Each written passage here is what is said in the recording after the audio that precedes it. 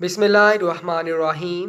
حضرت علی رضی اللہ تعالیٰ عنہ کے والد کا نام عبد مناف بن عبد المطلب تھا اور آپ کی کنیت ابو طالب تھی۔ آپ کی والدہ کا نام فاطمہ بنت اسد بن عبد مناف بن قصا تھا۔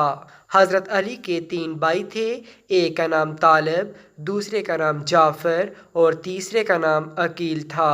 حضرت علی رضی اللہ تعالیٰ عنہ کی 2 بہنیں تھیں، ایک ہانی اور دوسری کا نام جمانتا تھا۔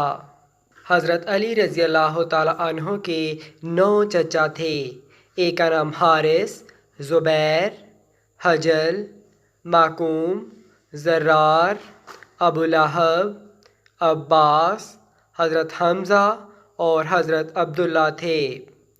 حضرت علی رضی اللہ تعالیٰ عنہ کی 6 پھوپھیاں تھیں، ایک کا نام امیمہ، ام حکیم، برہ، عاتقہ، صفیہ اور چھٹی کا نام عروہ تھا۔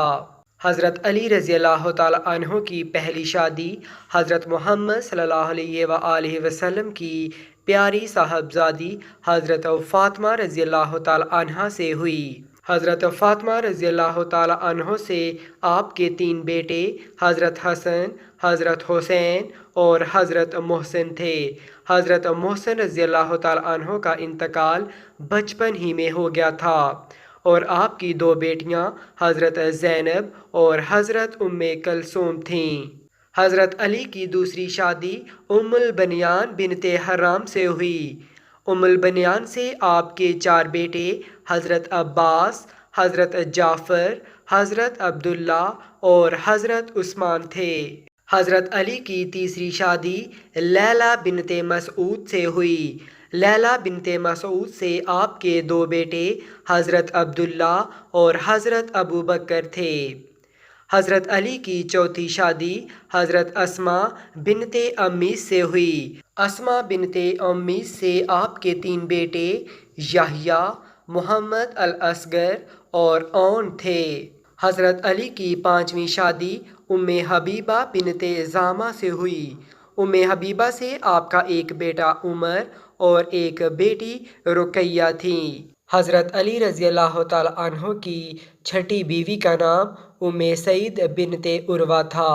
ام سعید سے آپ کی اولاد ام الحسن، رملۃ الکبریٰ اور ام کلثوم تھی۔ حضرت علی رضی اللہ تعالیٰ عنہ کی 7ویں بیوی کا نام امر القیس بنت عدی تھا۔ امر القیس سے آپ کی اولاد کا نام ام عبداللہ تھا۔ حضرت علی رضی اللہ تعالیٰ عنہ کی 8ویں بیوی کا نام امامہ بنت ابو العاص تھا۔ ان سے محمد اوس پیدا ہوئے۔ حضرت علی رضی اللہ تعالیٰ عنہ کی 9ویں بیوی کا نام حنیفہ خولہ بنت جعفر تھا۔ ان سے محمد الاکبر پیدا ہوئے، جن کو محمد الحنیفہ بھی کہتے تھے۔ حضرت علی رضی اللہ تعالیٰ عنہ کی 10ویں بیوی کا نام صاحبہ بنت ربیعہ تھا۔ ان سے زینب الکبریٰ، ختیجہ اور جمانہ پیدا ہوئیں۔